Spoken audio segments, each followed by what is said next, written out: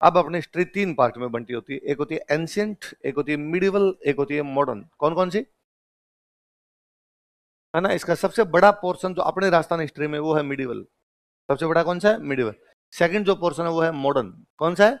और सबसे कम में जो है वो कौन सी है? एंशियंट। सबसे बड़ी कौन सी? मिडिवल। सबसे उसके बाद कौन सी? मॉडर्न। सबसे छोटी कौन सी? हम इसी अनुपात में पढ़ लेते हैं। लिखो राजस्थान का मध्यकालीन इतिहास, मिडिवल हिस्ट्री ऑफ राजस्थान।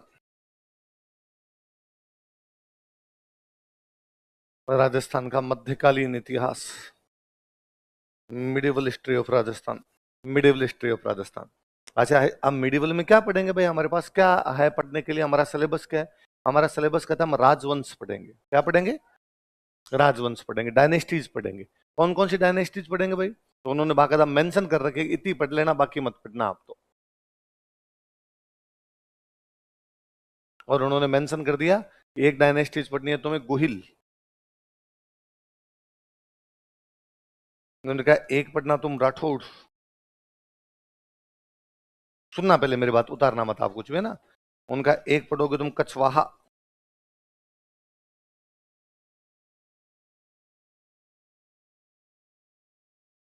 उनका एक पढ़ोगे तुम चौहान।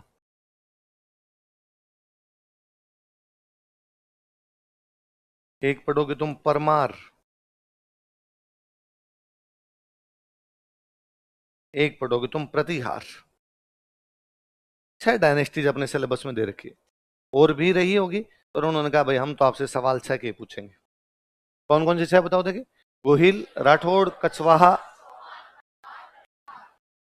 अब हमारा दूसरा सवाल है कि इनमें क्या पूछोगे? डायनेस्टीज तो एक डायनेस्टी में खूब राजा हुए, कि भाई गोहिल डायनेस्टी, उसमें राजा हो गया 80। तो क्या हम 80 के नाम याद करें? या 80 की लुगाइयों के नाम याद करें? और एक के 10-10 लुगाइयां थी तो सबके याद करें? फिर उनके सबके 2-2 टाबर थे तो वो और याद करें?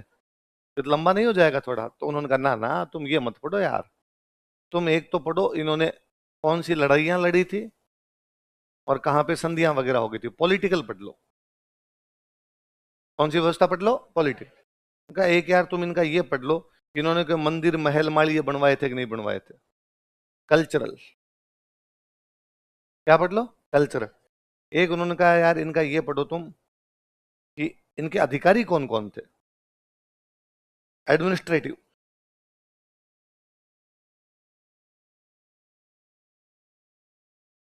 और फाइनली उनका इनका थोड़ा ये भी पढ़ना है, रेवेन्यू सिस्टम क्या क्या था, टैक्स वैक्स कितना लिया करते थे ये लोग।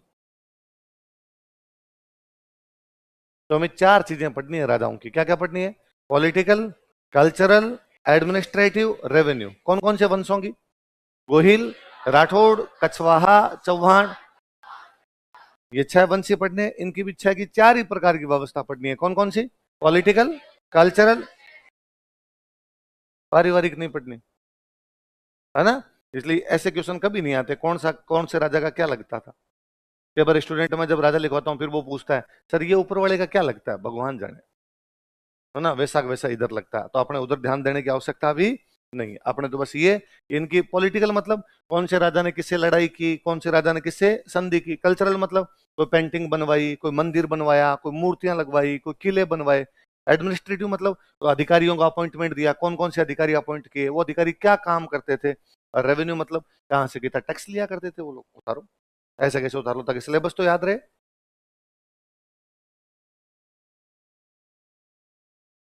हाँ,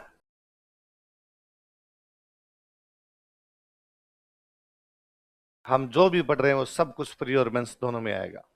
हम ऐसा कुछ भी नहीं पढ़ेंगे जो केवल प्री प्रीमियर केवल मेंस मेंस में।